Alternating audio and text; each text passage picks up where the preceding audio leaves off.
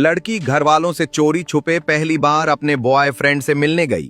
सोचा था चॉकलेट मिलेगी, गुलाब मिलेगा, फिल्मी मोहब्बत मिलेगी, लेकिन होटल के बंद दरवाजे के पीछे उसे ऐसा झटका मिला कि पहली ही मुलाकात में उसे नानी दादी सब याद आ गईं। और वो लड़का अकेला नहीं था, उसके 4 दोस्त भी मौजूद थे। आखिर उस कमरे में ऐसा क्या होने वाला था, देखिए इस वीडियो में। ये कहानी है अनन्या शर्मा की, एक 20 साल की लड़की जो शहर की प्रसिद्ध यूनिवर्सिटी में पढ़ती थी। खूबसूरत, बुद्धिमान और पढ़ाई में अच्छी, लेकिन जीवन के अनुभवों से बिल्कुल अनजान थी। यूनिवर्सिटी के एक सामान्य दिन अनन्या अपनी सहेली प्रिया मेहता के साथ लाइब्रेरी से बाहर निकली, लेकिन आज अनन्या कुछ अलग लग रही थी। उसकी आंखों में एक अजीब सी चमक थी। वो बार बार अपने मोबाइल को देखती और मुस्कुरा देती। प्रिया ने महसूस किया कि कुछ तो जरूर है और पूछा, अनन्या, तुम आजकल बहुत व्यस्त लगती हो, बात क्या है? अनन्या ने शर्माते हुए जवाब दिया, कुछ नहीं, बस एक दोस्त है। प्रिया चिंतित थी। वो अनन्या की सबसे अच्छी दोस्त थी और उसे अच्छी तरह जानती थी। उसने कहा, अनन्या, सावधान रहो। सोशल मीडिया पर मिलने वालों पर अंधा विश्वास करना खतरनाक है। लेकिन अनन्या ने उसकी बात को हंसकर टाल दिया। अरे यार, तुम चिंता मत करो, वो बहुत अच्छा है, मुझे समझता है। प्रिया कुछ और कहना चाहती थी, लेकिन अनन्या ने विषय बदल दिया। सच ये था कि अनन्या को इंस्टाग्राम पर एक लड़के ने मैसेज किया था। नाम था राहुल वर्मा। प्रोफाइल पर उसकी तस्वीरें बहुत अच्छी थीं। महंगी कार, अच्छे कपड़े, रेस्टोरेंट की तस्वीरें और बातें इतनी मीठी कि अनन्या दिन ब दिन उसकी पकड़ में आती चली गई। राहुल रोज अनन्या से घंटों बात करता, कहता, तुम इतनी खूबसूरत हो अनन्या, लेकिन तुम्हारे माता पिता तुम्हें समझते नहीं, तुम कैद में हो, तुम्हें आजादी चाहिए। अनन्या को ये बातें अच्छी लगती। उसे लगता कि वास्तव में राहुल उसे समझता है। इसी बीच अनन्या के घर में एक और कहानी चल रही थी। एक रात अनन्या की मां सुनीता शर्मा ने कहा, बेटी, कल तुम्हारे पापा राजेश शर्मा की बहन सविता वर्मा आ रही हैं। उनका बेटा डॉक्टर अर्जुन वर्मा है, अच्छी कमाई है, वो तुमसे मिलना चाहते हैं। अनन्या को यह सुनते ही गुस्सा आ गया। उसने चिढ़कर कहा, मां, मैं अभी पढ़ाई पूरी करना चाहती हूं, शादी के बारे में बात मत करो। मां ने प्यार से समझाया, बेटा, हम तुम्हारी भलाई चाहते हैं, अच्छे रिश्ते आसानी से नहीं मिलते, हमने बहुत सोच समझकर यह निर्णय लिया है। लेकिन अनन्या ने सुना ही नहीं। उसने गुस्से में कहा, मेरी जिंदगी है, मैं खुद निर्णय ले सकती हूं, आप लोग मुझे नियंत्रित करना चाहते हो। यह कहकर वो अपने कमरे में चली गई और दरवाजा बंद कर लिया। मां हैरान रह गईं। उन्हें समझ नहीं आया कि उनकी बेटी अचानक इतनी बदल क्यों गई है। अनन्या ने अपने कमरे में जाकर तुरंत राहुल को मैसेज किया, मैं तंग आ गई हूं, मेरे माता पिता मुझे किसी और से शादी के लिए मजबूर कर रहे हैं। कुछ सेकंड में जवाब आया, अनन्या, अगर तुम वास्तव में मुझसे प्यार करती हो तो मेरे साथ चलो, हम दोनों मिलकर नई जिंदगी शुरू करेंगे। मैं तुम्हारा ख्याल रखूंगा, तुम्हें कभी कोई तकलीफ नहीं होने दूंगा। अनन्या के दिल में डर भी था और जोश भी। उसने पूछा, लेकिन हम कहां जाएंगे? राहुल ने जवाब दिया, मेरे शहर में, वहां मेरा व्यवसाय है, हम वहां शादी कर लेंगे, फिर तुम्हारे माता पिता को बताएंगे, वे मान जाएंगे। अनन्या ने सोचा और निर्णय ले लिया। अगले 2 दिन अनन्या ने योजना बनाई। उसने चुपचाप अपने आभूषण निकाले, अपनी मां के पास से कुछ पैसे लिए, अपना बैंक कार्ड, कपड़े और जरूरी सामान एक छोटे बैग में रखा। तीसरी रात जब घर में सब सो गए, अनन्या ने धीरे से अपना बैग उठाया और दरवाजा खोला। उसने आखिरी बार अपने घर पर नजर डाली, अपने माता पिता के कमरे की ओर देखा, लेकिन फिर राहुल का मैसेज याद आया, मैं बस स्टॉप पर तुम्हारा इंतजार कर रहा हूं। और अनन्या निकल गई अपने घर से, अपनी सुरक्षित दुनिया से। सुबह जब सुनीता शर्मा ने अनन्या को जगाने के लिए कमरा खोला तो वहां कोई नहीं था, सिर्फ एक छोटा सा नोट था, मां, माफ करना, मैं खुश रहूंगी। सुनीता शर्मा की चीख पूरे घर में गूंजी। बस स्टॉप पर राहुल खड़ा था, लेकिन वास्तव में वो तस्वीरों जैसा नहीं था। सस्ते कपड़े, सस्ती परफ्यूम और आंखों में एक अजीब सी चालाकी। लेकिन अनन्या को कुछ नहीं दिखाई दिया। उसे सिर्फ ये दिखाई दिया कि उसका प्रिय उसका इंतजार कर रहा है। राहुल ने मुस्कुराते हुए कहा, आखिर तुम आ ही गई, मैं जानता था तुम बहादुर हो। अनन्या घबरा गई थी।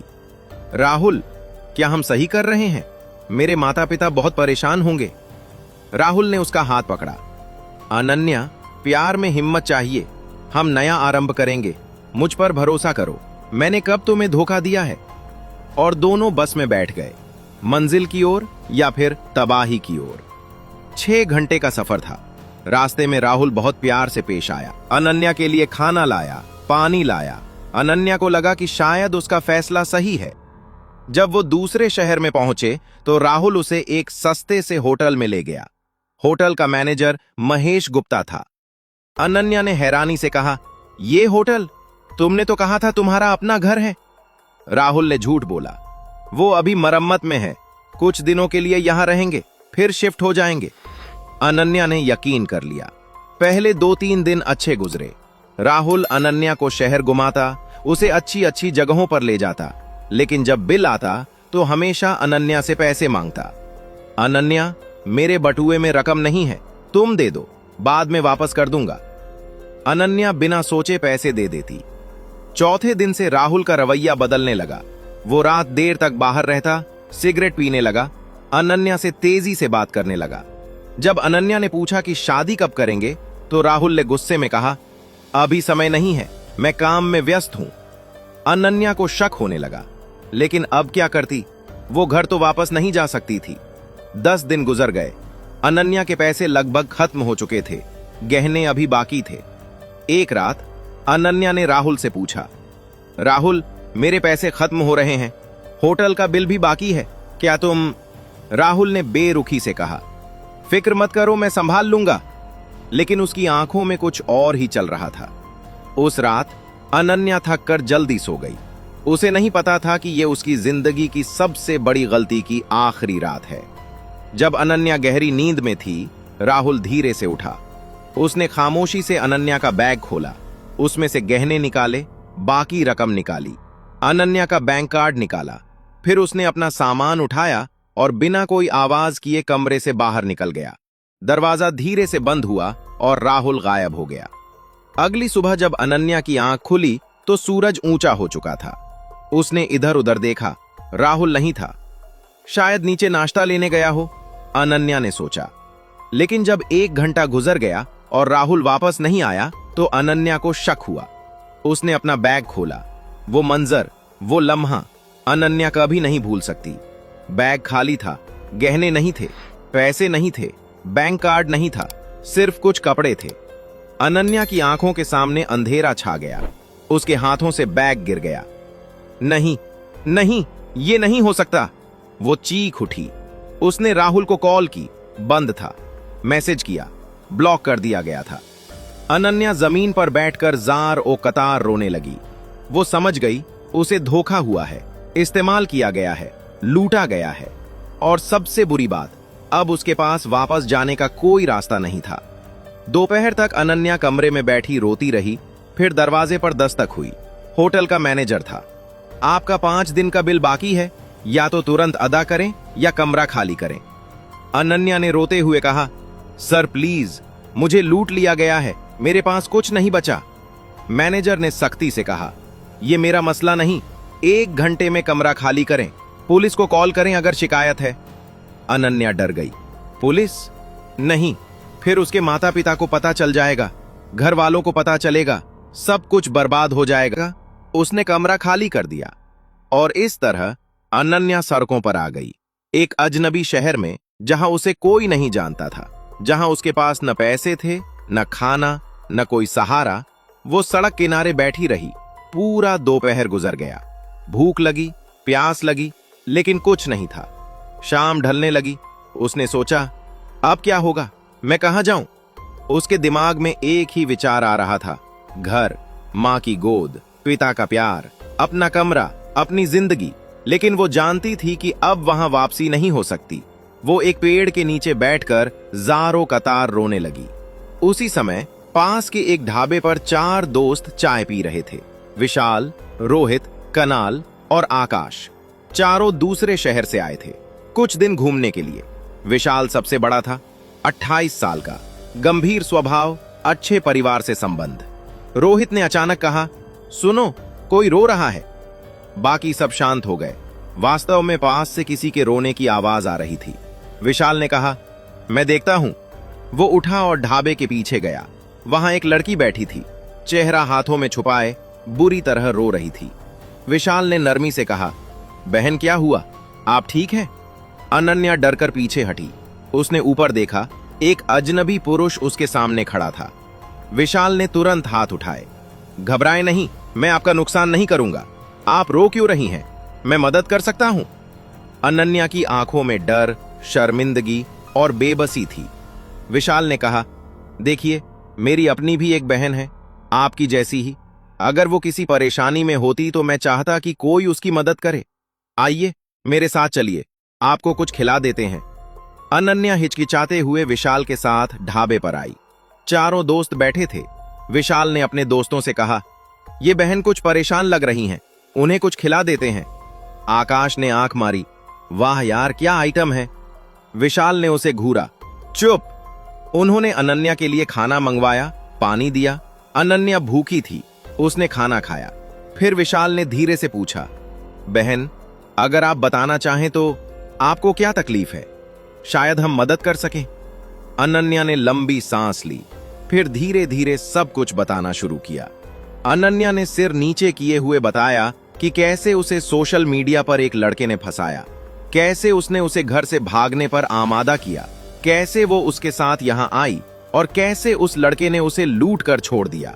उसने बताया कि अब उसके पास न पैसे हैं न कोई सहारा, और सबसे बड़ी बात, वो घर वापस नहीं जा सकती क्योंकि उसे अपने माता पिता का सामना करने की हिम्मत नहीं। ये सब सुनते हुए अनन्या की आंखों से आंसू बहते रहे।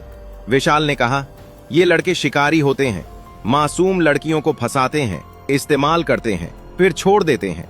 लेकिन बहन, आप घर क्यों नहीं जाना चाहती? माता पिता हमेशा माफ कर देते। अनन्या ने रोते हुए कहा, मैं नहीं जा सकती, वे मुझे माफ नहीं करेंगे, मैंने उनका दिल तोड़ा है।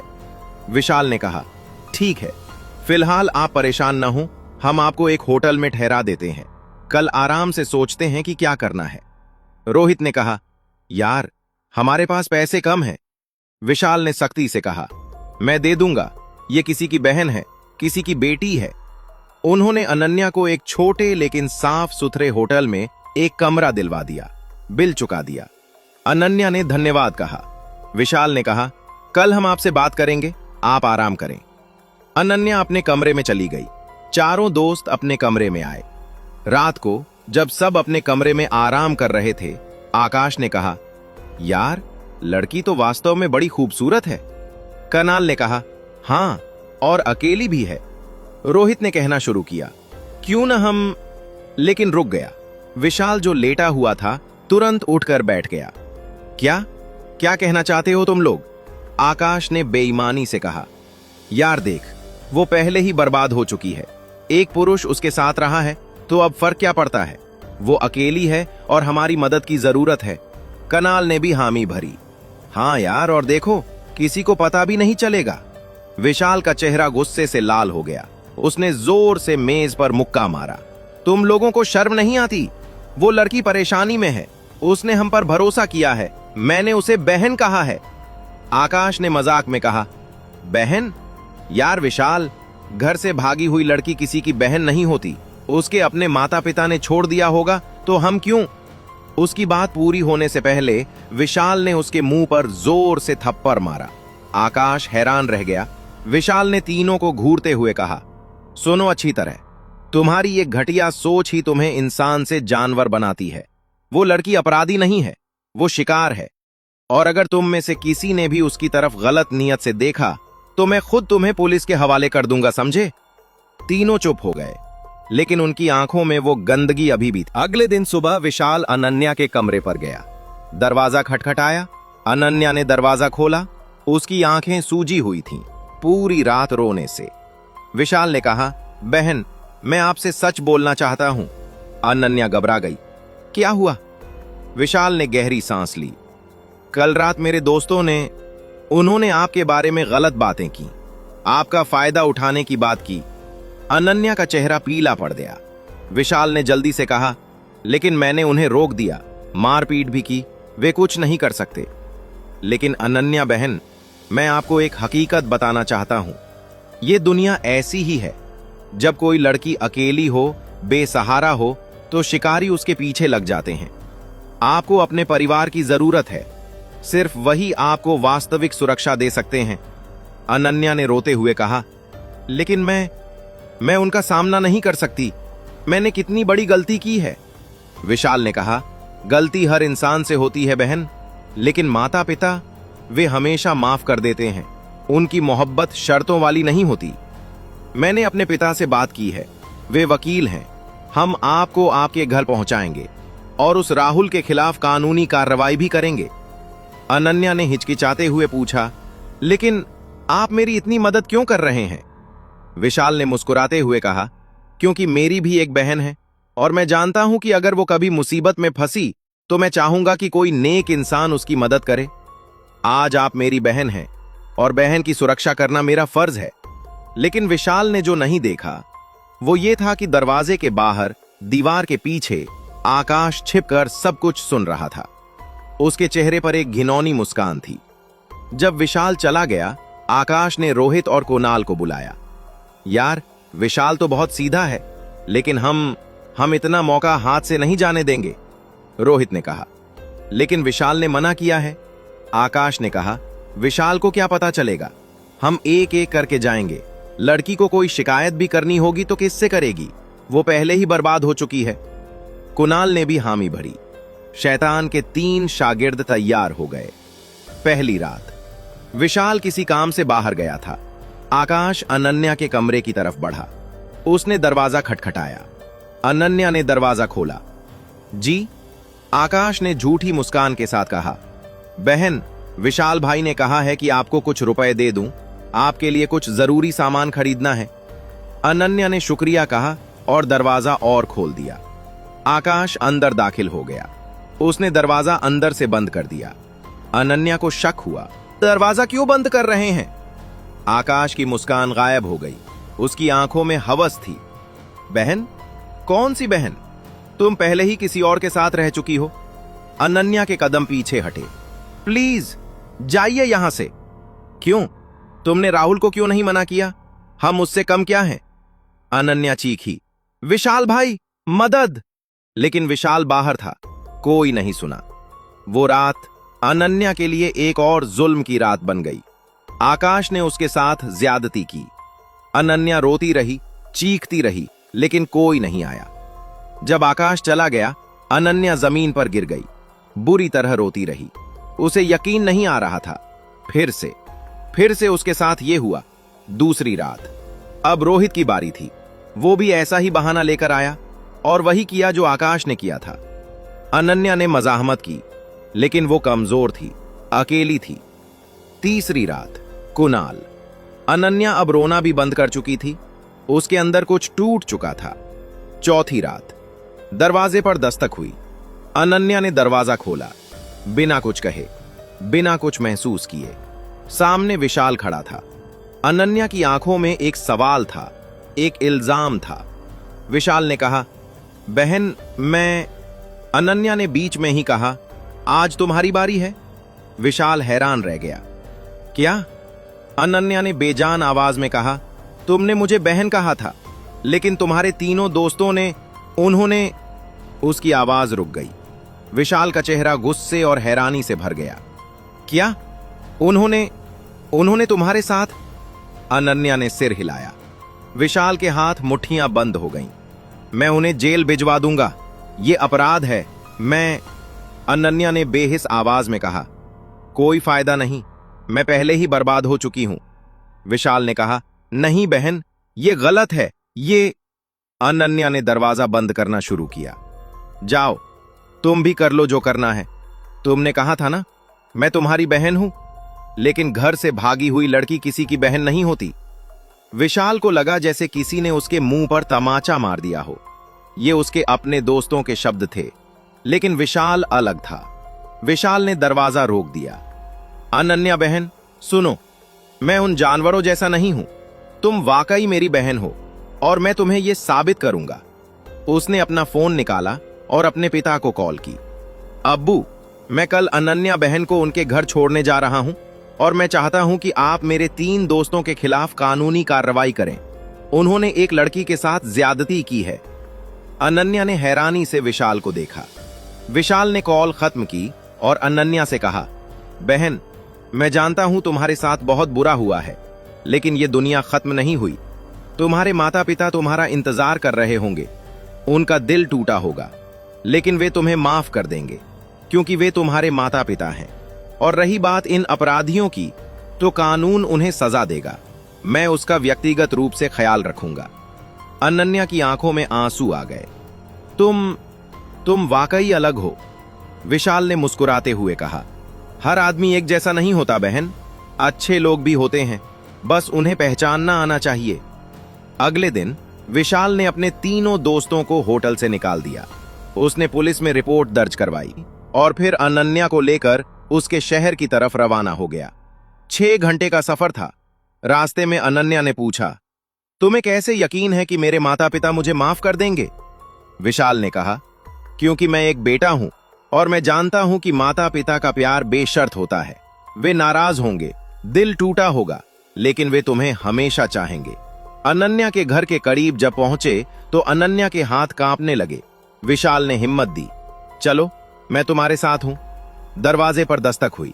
अनन्या की अम्मी ने दरवाजा खोला। जैसे ही उन्होंने अनन्या को देखा, उनकी आंखों में आंसू आ गए। अनन्या, मेरी बच्ची। अम्मी ने अनन्या को गले लगा लिया। अंदर से अनन्या के अब्बू भी दौड़ते हुए आए। बेटा, तुम ठीक हो? अनन्या जारो कतार रोने लगी। अम्मी, अब्बू, मुझे माफ कर दें, मैंने बहुत बड़ी गलती की। अब्बू ने बेटी को गले लगाते हुए कहा, बस बस बेटा, तुम ठीक हो, यही काफी है। घर हमेशा तुम्हारा है। अम्मी रो रही थीं, खुशी के आंसू थे। विशाल ने अनन्या के अब्बू को सब कुछ बताया, राहुल के बारे में, अपने दोस्तों के बारे में। अनन्या के अब्बू ने विशाल का हाथ पकड़ा। बेटा, तुमने मेरी बेटी को बचा लिया। अल्लाह तुम्हें जज़ाए खैर दे। तुमने साबित किया कि अच्छे लोग अभी भी मौजूद हैं। विशाल ने कहा, अंकल, मैंने पुलिस में रिपोर्ट करवा दी है। मेरे पिता वकील हैं, वे इस केस को आगे बढ़ाएंगे। राहुल और मेरे वे 3 दोस्त, सबको सजा मिलेगी। 1 हफ्ते बाद पुलिस ने राहुल को गिरफ्तार कर लिया। आकाश, रोहित और कुणाल को भी हिरासत में ले लिया गया। इंस्पेक्टर ने अनन्या से कहा, बेटी, हमने तमाम मुजरिमों को गिरफ्तार कर लिया है। कानून उन्हें सख्त सजा देगा। अनन्या को तसल्ली मिली।